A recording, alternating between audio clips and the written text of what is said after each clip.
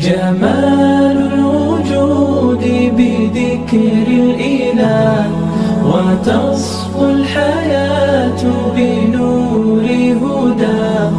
جمال الوجود بذكر الإله،